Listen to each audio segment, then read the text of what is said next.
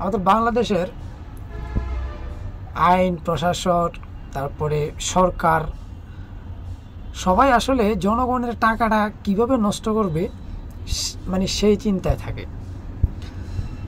একটা জিনিস আমি বানাবো, সেটা 5 বছর পরে যদি আবার ভাঙতে হয়, তাহলে 5 বছর পরে তো জনগণের টাকায় আবার বাজেট করতে হবে। কেন ভাই? ওটা কি আমরা 50, 100 বছর, 200 বছর পরের জন্য চিন্তা করতে পারি না? একটা স্থাপনা আমরা বানাইলাম, ওইটা যদি আবার 10 বছর পরে ভাঙিয়ে আবার নতুন করে বানাইতে হয়, তাহলে ওই টাকাটা কোথা থেকে আসবে? ওই তো জনগণের পকেট থেকেই যাবে। তো আমরা যদি এখন যদি ওই প্রজেক্টটা যদি আমরা একেবারে ভবিষ্যতে 100 বছরের জন্য তৈরি করি, তাহলে সমস্যাটা কোথায়? তাহলে তার বাংলাদেশের জনগণের আবার দ্বিতীয়বার টাকা দিতে হয় না। ঢাকা চট্টগ্রাম একটা রোড করছে, যেটা N1 national road 1, 1 number road. বাংলাদেশের জন্য এটা খুবই গুরুত্বপূর্ণ, আমাদের অর্থনীতির জন্য এটা খুবই গুরুত্বপূর্ণ। কারণ এখান দিয়ে আমরা চট্টগ্রাম বন্দরে আসি, এখান দিয়ে আমাদের আমদানি রপ্তানি সব কিছু এখান দিয়ে হয়।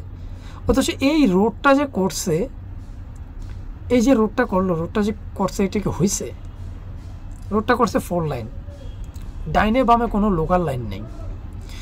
ডাইনে বামে লোকাল লাইন না থাকার কারণে আপনার মেইন রোডে কি করে লোকাল বাস, তারপরে সিএনজি, অটো, প্রত্যেকটা স্ট্যান্ডে স্ট্যান্ডে মানে জাম বাজে থাকে। ওই যে লোকাল বাসগুলো দাঁড়ায় যাত্রীর জন্য, এমনি এমনি জাম বাজে থাকে। এটাকে তো আরও প্রশস্ত করা উচিত ছিল। এটা তো প্রথমেই এটার প্রজেক্ট করা ছিল 8 লাইনের, যেহেতু এটা অনেক বড়, এটাতে আপনার সবচাইতে বেশি গাড়ি চলাচল এই রুট দিয়ে করে, সুতরাং এই রুটটাকে তো আরও প্রশস্ত করা উচিত ছিল। কিন্তু না, সেটা করে নাই। এখন ভবিষ্যতে আর 10-20 বছর পরে এই রুটটা আবার ভাঙতে হবে। এই রুটটা আবার ভাঙিয়া আবার করতে হবে। আবার করতে হলে আবার 200, 500, 1000, 2000 কোটি টাকা আবার বাজেট দিতে হবে। তারপরে দেখেন এর মাঝখান দিয়ে আবার কী করছে, এই যে ফুটওভার ব্রিজগুলো দিচ্ছে আপনার, যা মানে মানুষ পারাপার করার জন্য, সেই ফুটওভার ব্রিজ কয়েক হাজার কোটি টাকা গেছে। এই ফুটওভার ব্রিজগুলো আবার ভাঙতে হবে। তারপরে এই যে ক্যামেরা স্ট্যান্ড বসাইছে, এগুলো আবার ভাঙতে হবে, আবার কয়েক হাজার কোটি টাকা লস। তো আমরা কাজগুলো একেবারে করতে পারি না।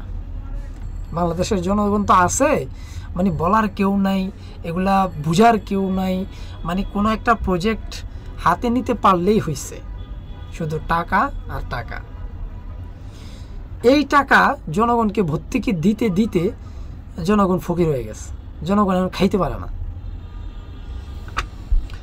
আরেকটা জিনিস আমি খেয়াল করলাম, এই যে মসজিদগুলা সরকারি টাকায় মসজিদগুলা রোডের পাশে করছে, রোডের পাশে করছে, ঠিক আছে, রোডের পাশে করছে, ভালো করছে।